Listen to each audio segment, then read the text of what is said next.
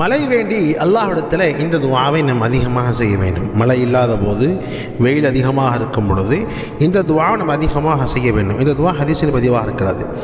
அல்லாஹும்ம ஸ்கி இபாதக வ பஹாயிமக வன்ஷுர் ரஹ்மதக வாஹி பலதகல் மையித்.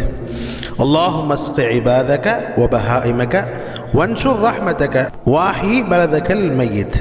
இந்த துஆவுடைய பொருளை பாருங்கள். யா அல்லாஹ், உன் அடியார்களுக்கும் விலங்குகளுக்கும் தண்ணீர் புகட்டுவாயாக, மேலும் உனது அருளை பரப்புவாயாக, வறண்டு கிடக்கும் இந்த உனது ஊருக்கு உயிர் கொடுப்பாயாக. அல்லாஹும்ம ஸ்கி இபாதக வ பஹாயிமக வன்ஷுர் ரஹ்மதக வாஹி பலதகல் மையித். யா அல்லாஹ், உன் அடியார்களுக்கும் விலங்குகளுக்கும் தண்ணீர் புகட்டுவாயாக, மேலும் உனது அருளை பரப்புவாயாக, வறண்டு கிடக்கும் இந்த உனது ஊருக்கு உயிர் கொடுப்பாயாக.